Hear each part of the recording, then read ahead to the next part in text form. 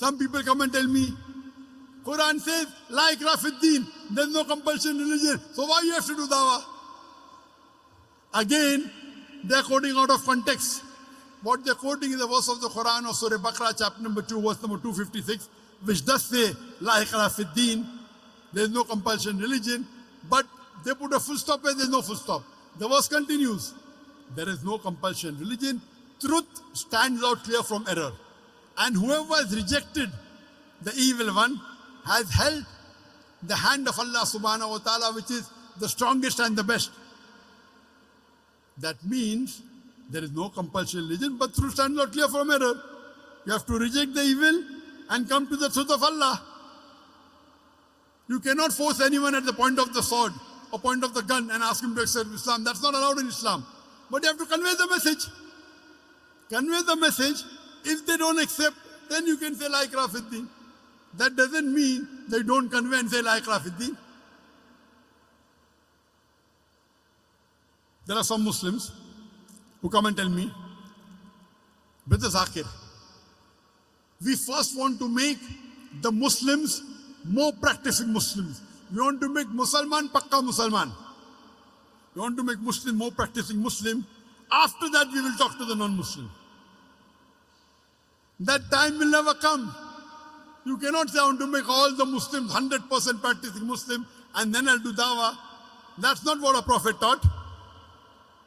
When you meet a Muslim, if he has mistakes, you correct him. That's called Islam. When you meet a non-Muslim, you do dawah. In the Hajjatul Wida, in the farewell pilgrimage, Hajjatul Wida, in the talk, the khutbah, the Prophet asked the people, did I deliver the message to you, to the Sahabas? There were 124,000 Sahabas. And all of them said, yes, Beshak, you have delivered the message. Then he said, all those who are present here, deliver the message to those who are not present here. And more than 80% of the Sahabas, they are buried outside Arabia. Doing what? Making Musalman Pakka Musalman.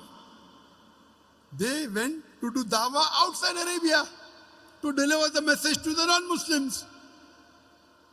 It's the duty of every Muslim that he conveys the message to the non-Muslim. When he meets the Muslim and he finds some mistake, okay, do Islah. Correct him. But when you meet a non-Muslim, you do dawah. Which is more important?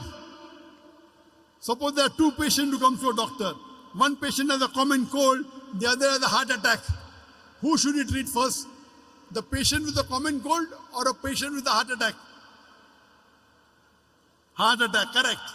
Similarly, when there are two people, one is a Muslim and one is a non-Muslim, the Muslim will go to Jannah, even if he's not fully practicing. But the non-Muslim will go to Jannah. First you have to cater to the non-Muslim. Therefore, in the question and answer session, we first give opportunity for the non-Muslim to ask questions. First treat the patient with heart attack. The person with common cold will not die. But if you don't treat the patient with heart attack, he'll die. So first, if you have to do both dawah and islah, speak to the Muslim and non-Muslim both. But if your time is limited, first you speak to the non-Muslim. When we go to non-Muslim and when we talk to them, they see you Muslims are following Islam.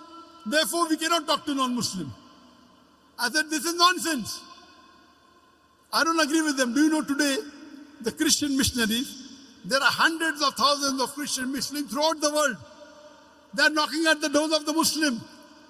And do you know, most of them, they drink alcohol. Do you drink alcohol? They drink alcohol. Who's better, you or they? We are better. Many of them do adultery. Do you do adultery? No. Who's better, you or them? We are better. With all the drawbacks, drinking alcohol, doing adultery, doing flirting, yet they are converting thousands of people to Christianity. Why are you afraid? You are only giving excuse for not doing the job. You know why? Doing dawah to a non-Muslim is more difficult. To a Muslim, even if he doesn't like it, he won't retaliate.